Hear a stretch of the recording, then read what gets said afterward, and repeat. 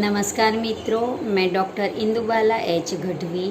आज हम हिंदी कहानी साहित्य में श्री चंद्रधर शर्मा गुलेरी लिखित उसने कहा था कहानी की चर्चा करेंगे। मित्रों, श्री चंद्रधर शर्मा गुलेरी जी ने हिंदी साहित्य में केवल 3 कहानियाँ लिखी है। सुखमय जीवन, बुद्ध का कांटा और उसने कहा था कहानी उनकी सर्वश्रेष्ठ कहानी है।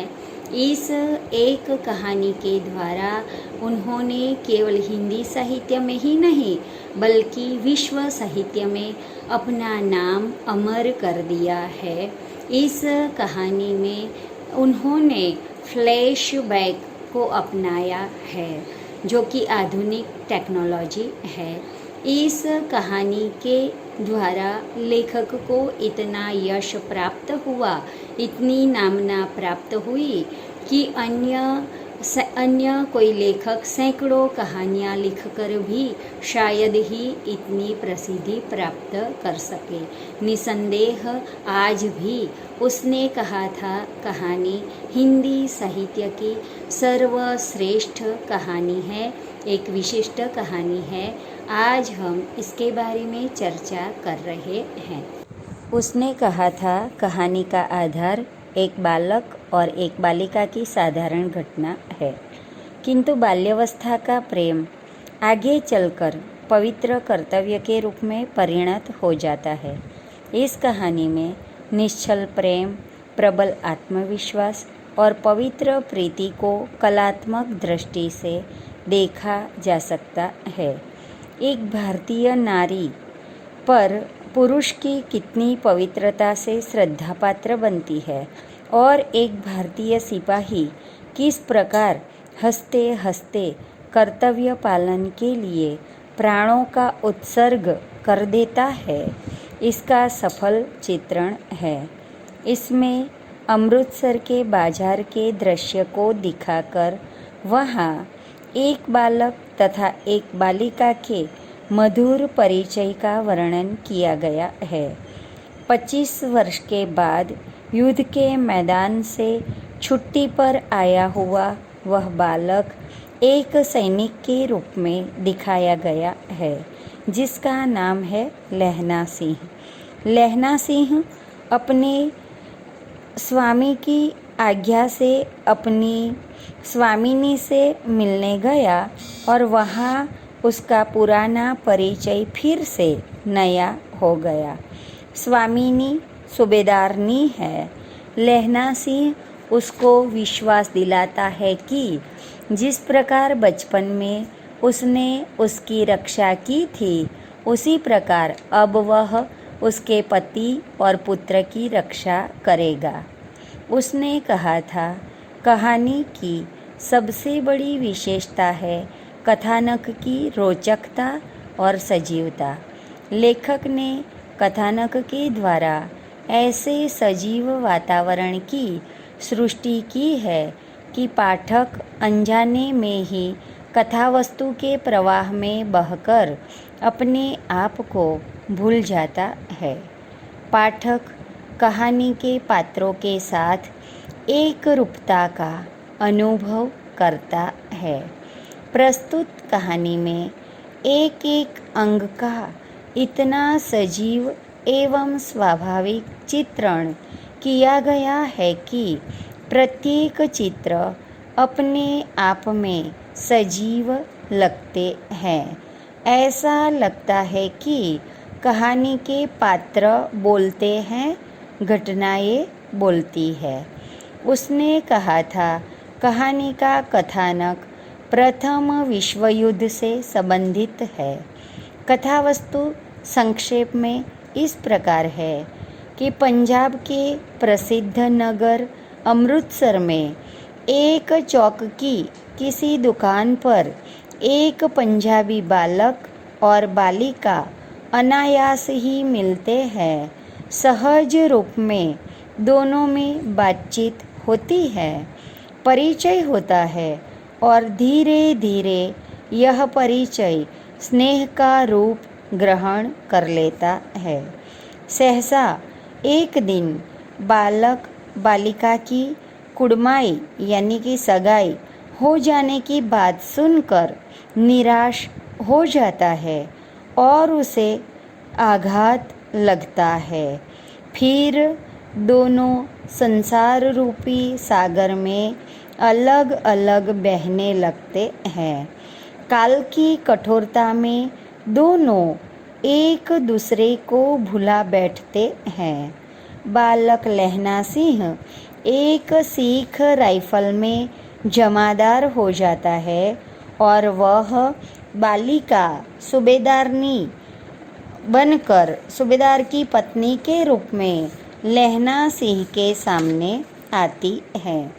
इसी बीच प्रथम महायुद्ध हो जाता है।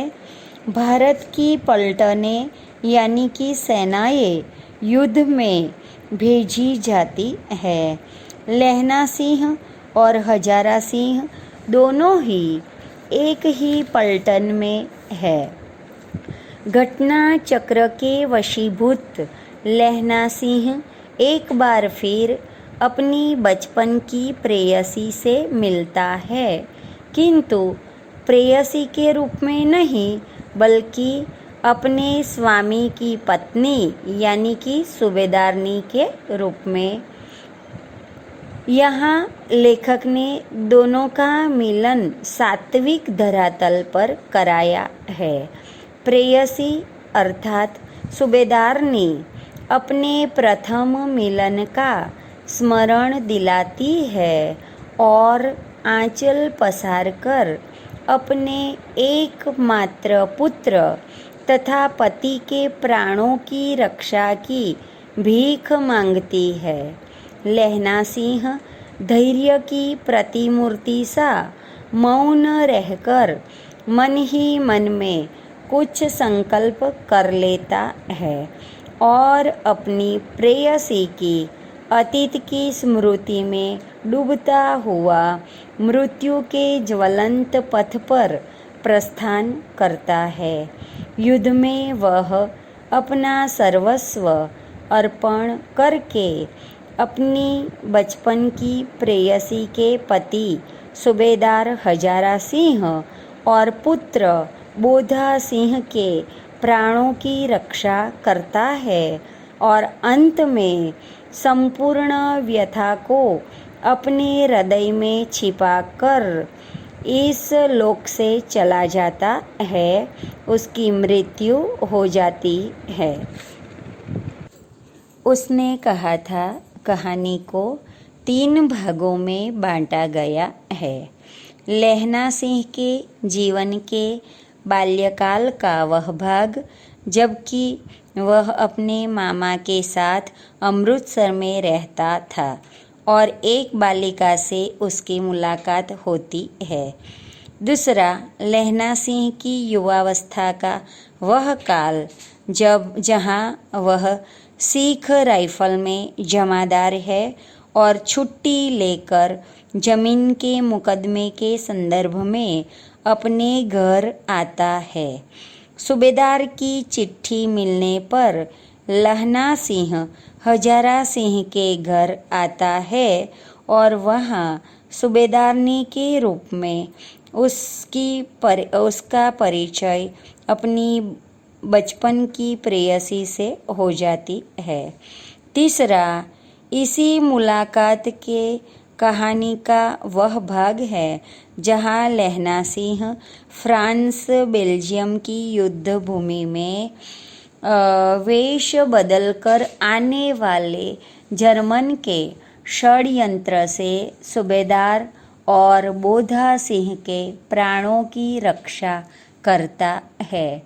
हजारा सिंह और बोधा सिंह को घायलों वाली गाड़ी में भेजकर प्रेयसी की स्मृति में अचेत अवस्था में अपने प्राणों को त्याग देता है। लेखक ने कथानक का क्रम इस प्रकार से रखा है कि निरंतर पाठक का कुतूहल बना रहता है और अंत में जाकर कहानी के रहस्य का उद्घाटन होता है। कहानी का संकेतात्मक शीर्षक उसने कहा था, पाठक के मन में प्रश्नों की झड़ी लगा देता है, जैसे कि किसने कहा था, क्या कहा था और क्यों कहा था। परंतु अंत में शीर्षक का रहस्य खुलता है और पाठक की जिज्ञासा का अंत होता है। कहानी के दुखद अवसाद के साथ पाठक भी थोड़ी देर के लिए दुख में डूब जाता है और एक करुण भावना हृदय पर छा जाती है। कहानी के नायक लहना सिंह के प्रति हमारी करुणा और संवेदना उमड़ आती है। कहानी को पढ़ने पर पाठक का मन यह विश्वास कर लेता है कि सच्चा प्रेम वह है जो कि मनुष्य को कर्तव्य मार्ग पर अग्रसर करता है और उसे त्याग करने की प्रेरणा देता है। लेखक ने लहना सिंह के चरित्र में यही आदर्श मूर्तिमान किया है। इस कहानी के पात्रों की सृष्टि करने में लेखक ने स्वाभाविकता, वास्तविकता एवं सजीवता को पूर्ण रूप से बनाए रखा है। प्रत्येक पात्र का विकास सहज रूप से हुआ है। लगता है कि पात्र अपनी कहानी स्वयं कहते हैं और लेखक को अपनी ओर से कुछ नहीं कहना पड़ता। पात्रों का चरित्र विकास अत्यंत स्वाभाविक है। लहना सिंह तो अपने चरित्र की सजीवता के कारण एक अमर पात्र बन गया है। लहना सिंह इस कहानी का प्रमुख पात्र है, अतः उसका चरित्र सबसे अधिक प्रभावशाली है। वह एक निस्वार्थ प्रेमी, वीर, साहसी, कर्तव्यनिष्ठ, बुद्धिमान एवं कार्यकुशल व्यक्ति है। बलिदान की भावना उसमें भरी हुई है। वह अपने परिवार के प्रति भी स्नेह भाव से परिपूर्ण है। इस कहानी का दूसरा प्रमुख पात्र सूबेदारनी का है, जो इस कहानी की नायिका है। उसके बचपन का रूप नटखट और चंचल सा है, फिर भी लज्जाशील किशोरी के रूप में दिखाई गई है। सूबेदार हजारा सिंह से विवाह हो जाने पर वह पति परायणा नारी और ममतामयी माता के रूप में हमारे सामने आती है। वह लहना सिंह से अपने पति और पुत्र के प्राणों की रक्षा की भीख मांगती है। प्रेम और कर्तव्य का निर्वाह भारतीय नारी का सदा से आदर्श रहा है। अतः लेखक ने सूबेदारनी के चरित्र में भारतीय नारी का यह आदर्श उदात्त रूप प्रकट किया है। संवाद की सफलता इस बात में है कि वह पात्रों के चरित्र विकास में अपना योगदान दे। प्रस्तुत कहानी में संवाद की दृष्टि से इसका एक विशेष महत्व है। बालक लहना सिंह और बालिका का वार्तालाप उनकी मनःस्थिति और चंचलता को प्रकट करता है। कहानी के प्रारंभ में बालक लहना सिंह बालिका से पूछता है, तेरी कुड़माई हो गई? उत्तर में बालिका धत कहकर चली जाती है। पात्रों के संवादों में रोचकता, सांकेतिकता और संक्षिप्तता है। देशकाल एवं वातावरण की दृष्टि से भी उसने कहा था, कहानी श्रेष्ठ कहानी है। कहानी के प्रारंभ में ही लेखक ने अमृतसर के बाजार का सजीव चित्रण प्रस्तुत किया है। युद्ध के संपूर्ण वातावरण का सजीव चित्र देखने को मिलता है। युद्ध स्थल का एक एक दृश्य अपने वास्तविक रूप में हमारे नेत्रों के सामने उपस्थित होता है। साथ ही पंजाबी सिखों की सभ्यता, संस्कृति और सामाजिक जीवन के संबंध में अनेक बातें इस कहानी को पढ़ने पर मालूम होती है। उसने कहा था, कहानी का उद्देश्य है मानव चरित्र का विश्लेषण करना। वास्तव में लहना सिंह का आदर्श चरित्र प्रस्तुत करना ही इस कहानी का मुख्य उद्देश्य लगता है।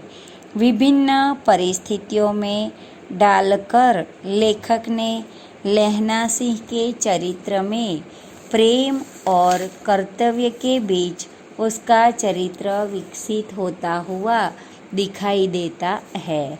लहना सिंह एक आदर्श प्रेमी है, वीर पुरुष है जो कर्तव्य और प्रेम की बलिवेदी पर अपने आप को मिटा देता है। भारतीय प्रेम की श्रेष्ठता इसी में निहित है कि प्राणों को न्यौछावर करके अपने कर्तव्य पथ पर आगे बढ़ना। एक आदर्श प्रेम की यह कहानी है जिसमें निष्काम प्रेम के लिए अपना सर्वस्व बलिदान कर दिया जाता है। इस दृष्टि से देखा जाए तो उसने कहा था, कहानी एक सर्वश्रेष्ठ कहानी है।